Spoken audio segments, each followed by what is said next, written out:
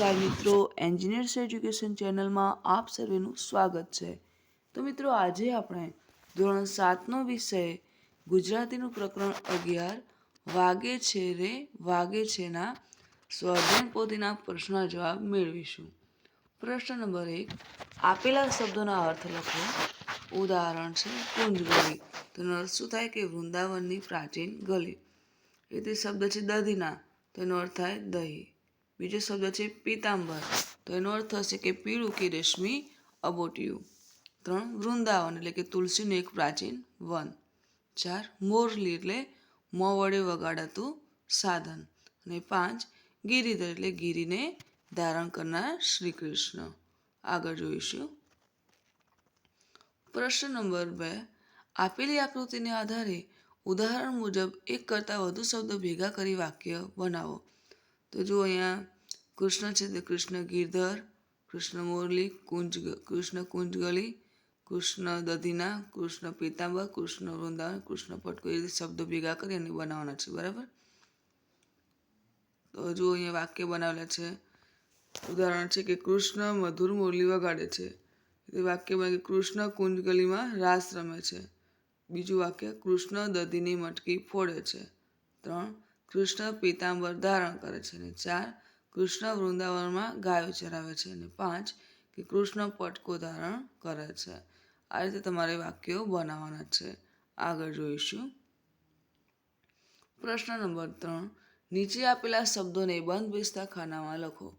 કૌંસમાંના શબ્દો છે મોરલી, શરણાઈ, શંખ, બુટી, કુંડળ, કડી, પાઘડી, મુગટ અને ફેટો. તો મોં વડે વગાડાતું સાધન તો શું આવશે? મોરલી, શરણાઈ અને શંખ.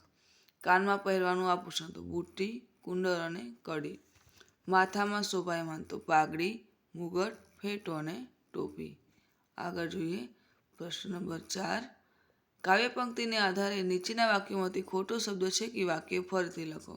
1, કાને તે કુંડળ કે કંગન મસ્તકે મુગટ મુખ પર મોલી શોભે છે. તો આમાં શું હશે? કાને તે કુંડળ, મસ્તકે મુગટ, મુખ પર મોરલી શોભે છે. કંગન શબ્દ છે ચેકી દીધું. બરાબર. તો વાલો દાણ દધીના કે દૂધીના માગે છે, તો દધીના, કે વાલો દાણ દધીના માગે છે, તો દૂધી ઉપર ચેકી દઈશું. 3, વૃંદા તે વનની કે વનમાં કુંજ ગલીમાં વહાલો થનક થનક નાચે છે. તો વૃંદા તે વનની કુંજ ગલીમાં વહાલો થનક થનક નાચે છે, તો વનમાં ચેકી દઈશું. 4, વૃંદાવન મોરલી કે વાંસળી વાગે છે, તેનો નાદ ગગનમાં ગુંજે છે. તો શું હશે? વાંસળી. તો મોરલી ચેકી કે વૃંદાવન વાંસળી વાગે છે ને તેનો નાદ ગગનમાં ગાજે છે. આગળ જોઈએ. પ્રશ્ન નંબર 5, આપેલ સંવાદને પૂર્ણ કરો. તો ભગવાને કહ્યું, બેટા કેમ તું નિરાશ થઈને બેઠો છે? વિદ્યાર્થી કહ્યું, આજે. હવે આપણે જાતે લખવાનું છે, તો લખીશું કે આજે શાળાએ મને બિલકુલ મજા ન આવે. ભગવાને કહ્યું, કેમ બેટા? શાળામાં શું થયું કે તું નિરાશ છે? વિદ્યાર્થીએ કહ્યું, મને અભ્યાસમાં રસ નથી પડતો.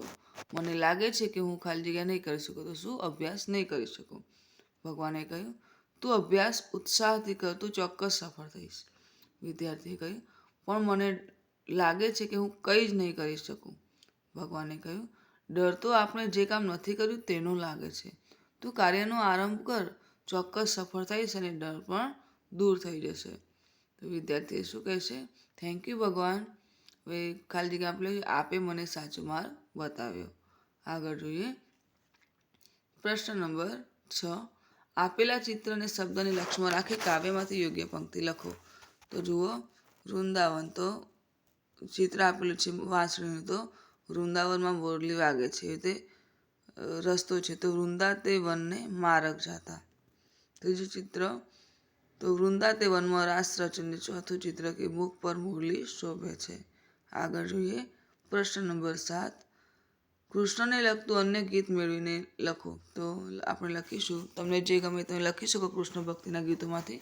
તો મેં લખ્યું છે અહીંયા કે છોટી છોટી ગૈયા છોટે છોટે ગ્વાલ, छोटो सुमेरो मदन गोपाल, आगे आगे गैया पीछे पीछे ग्वाल, बीच में मेरो मदन गोपाल, छोटे छोटे गैया छोटे छोटे ग्वाल, छोटो सो मेरो मदन गोपाल, काले काले गैया गोरे गोरे ग्वाल, श्याम वरण मेरो मदन गोपाल, छोटे छोटे गैया छोटे छोटे ग्वाल, छोटो सो मेरो मदन गोपाल, छोटी छोटी लखुटी छोटे छोटे हाथ, बंसी बजाए मेरो मदन गोपाल,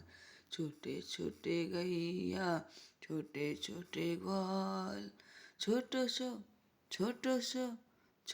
सो मेरो મદન ગોપાલ.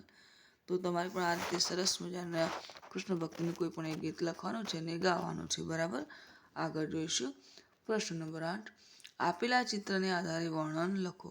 તો જો અહીંયા સરસ મજાનું ચિત્ર આપેલું છે. કૃષ્ણ મુરલી વગાડે છે, ગોપી આજુબાજુ નાચે છે, ગાયો નાચે છે.